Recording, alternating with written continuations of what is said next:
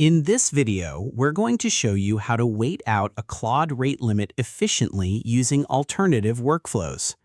When using Claude code or the Claude interface heavily, you may sometimes hit a rate limit.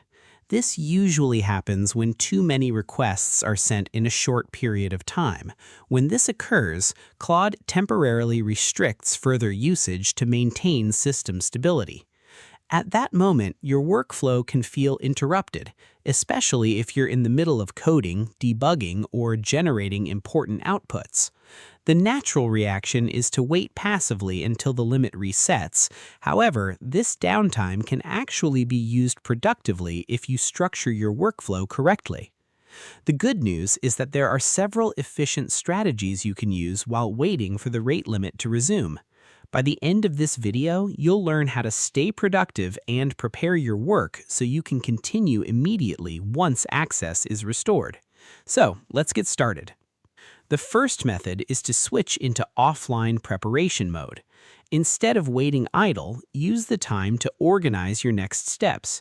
Review your project, identify the next task, and prepare a clear prompt that you will send once the rate limit resets. This ensures that when access returns, you can continue immediately without losing momentum. Another effective method is to break your work into smaller, independent tasks. If your workflow involves large prompts, code blocks, or multi-step requests, divide them into smaller parts in advance. This reduces future rate limit pressure and improves response efficiency once you resume. A third useful approach is to use the waiting period for cleanup and optimization. For example, organize your code, refactor existing files, or document your current progress. This improves overall project structure while you wait for access to return. In most situations, combining these strategies helps you stay productive even during rate limit interruptions. Now, let's quickly recap what we covered. First, use downtime to prepare your next prompts and plan your next steps. Second, break large tasks into smaller, more efficient requests for future execution. And third, use waiting time to clean, organize, or document your project.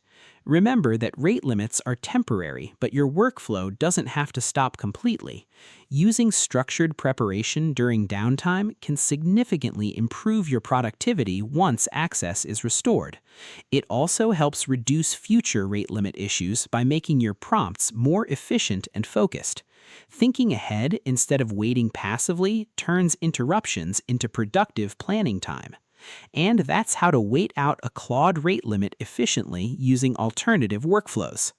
If you found this tutorial helpful, don't forget to like the video, subscribe to the channel, and share it with others who use Claude and other AI tools. Your support helps us create more tutorials, productivity guides, and practical AI workflows to help you get better results from your projects. If there's another Claude feature or workflow you'd like us to cover, feel free to leave a comment below. We'd love to hear your suggestions and ideas for future videos. Thanks for watching, and we'll see you in the next one.